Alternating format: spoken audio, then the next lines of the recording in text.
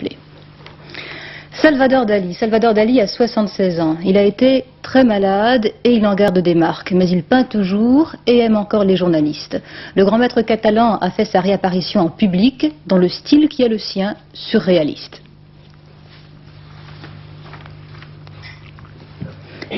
C'est en musique que Dali, accompagné pour la première fois de sa femme Gala, s'est montré hier à la presse.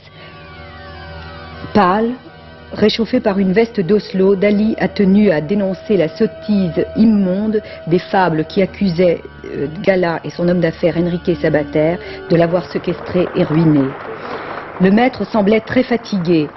Sa main droite tremblait beaucoup. Du pointillisme, a-t-il expliqué avec humour, mais je le maîtrise quand je le décide, ce n'est que nerveux. Je suis réconcilié avec la vie. Ma résurrection date d'il y a 1 mois déjà. Mais aujourd'hui, j'ai tenu à le rendre public, pour mettre fin à toutes ces rumeurs. Si je suis sorti de la mort, c'est grâce à ma chère Gala, et c'est grâce à Enrique Sabater, qui est avant tout mon ami. Mais, vieilli, Dali reste toujours Dali, et il a gardé le secret des déclarations surréalistes et mystificatrices. Parce que ça, c'est l'épée que j'ai reçue comme académicien en France. Alors même si crève dans un quart d'heure, ma vie déjà est arrangée pour la question de l'immortalité. L'intérêt que je vous ai promis à la fin de cette conférence de presse, c'est que tous, nous, sommes tributaires de la gare de Perpignan.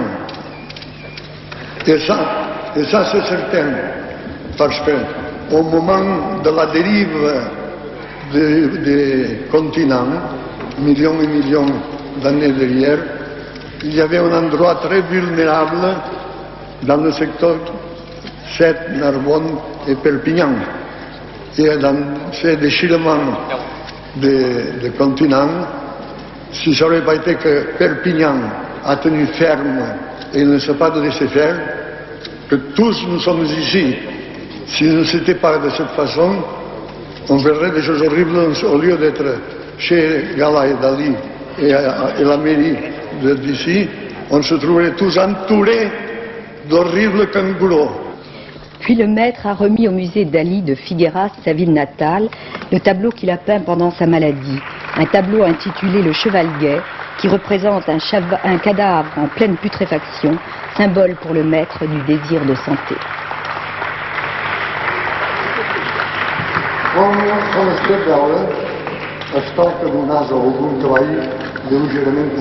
Oui, ça c'était la conférence de presse, mais vous, Luce Perrault, vous avez rencontré Dali en tête à tête. Alors... Oui.